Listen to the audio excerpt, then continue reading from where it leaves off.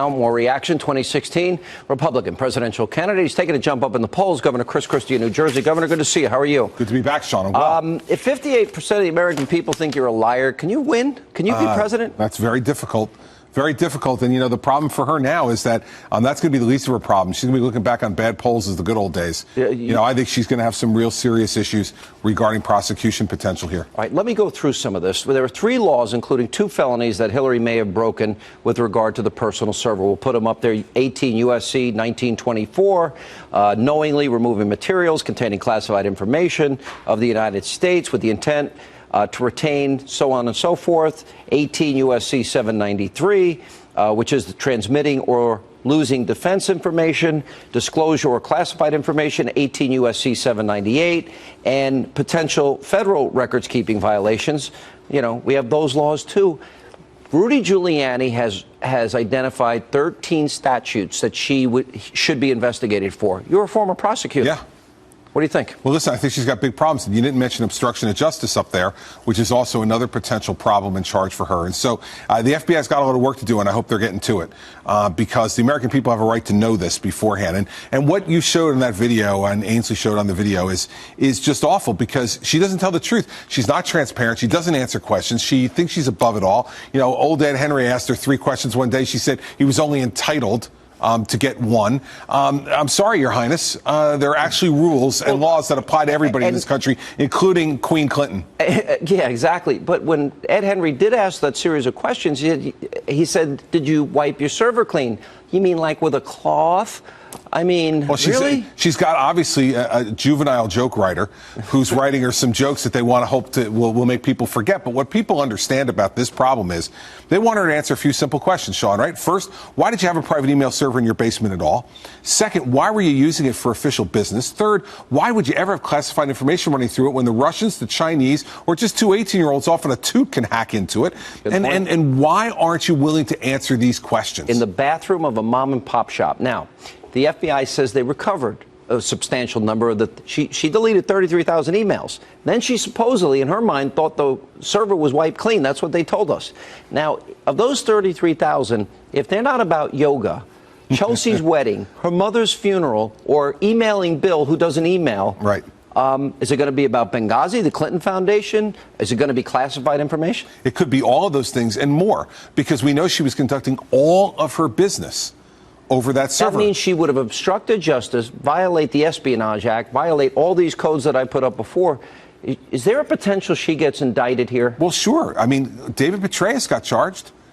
And this is far more severe and And she held a much higher position in our nation. She held the #1 cabinet position a president can give to anyone. Secretary of State handling the most sensitive information for diplomatic reasons. And the other part of the problem is the president knew about this. Why is he? Here's what I want to show. Why isn't the president of the United States stood up?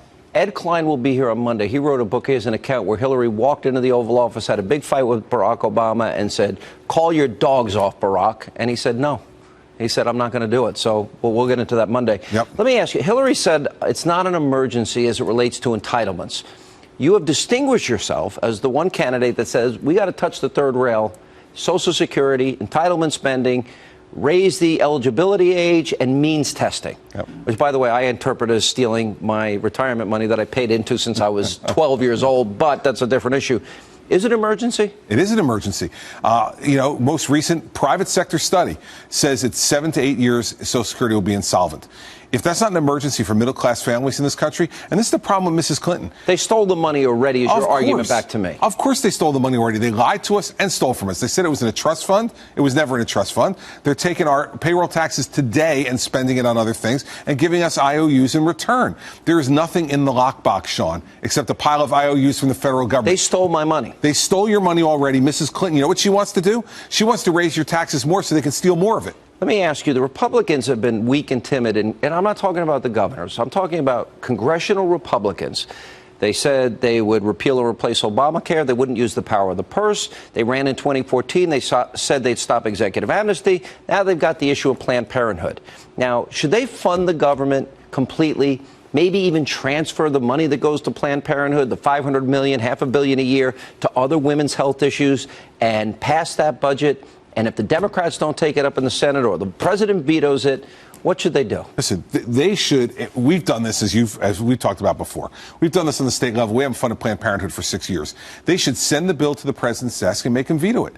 You know, and if he vetoes it and they fund the rest of the government, what would you advise him to do then? Listen, I would take that money. One good idea, and you just mentioned, is take that money and put it on other women's health issues. If this is really a women's health issue, well, then let's spend the money on women's health. And by the way, you know, we know that Planned Parenthood but they need to take a stand. Don't they need to? Of course they do. Because they surrender every time. We are tired of, listen, we're tired of the shell game, okay? They told us in 2010, give us a Republican House, we'll really make noise. Then they said, well, no, we need 2014, we need to have the Senate. Then we give them the Senate. Now they're saying, no, we really need 60 votes. The American people are tired of it. Last question. Does Hillary go to jail? Listen, I think she stands a real chance of being prosecuted, and then it's anybody's ballgame. Nobody likes to be on the wrong side of the V, no way, as they say, yeah, with the United States of America on the right side of the V. And she's got problems that David Petraeus had to confront and Sandy Berger had to confront. She's not above the law. Sandy Berger, you mean when he was sloppy and stuck the documents in his pants? That's exactly what I was talking about. In his underpants? Yes, yeah. Yes, exactly what I was sloppy. talking about. It was sloppy, but it also got him in trouble with the law. It's also called stealing. But, right, you know. And she's not above the law. Yeah. And the fact is she thinks she can't answer, she doesn't have to answer questions. She's not accountable to the American people. Anybody who wants to be president of the United States, you better be accountable to the American people.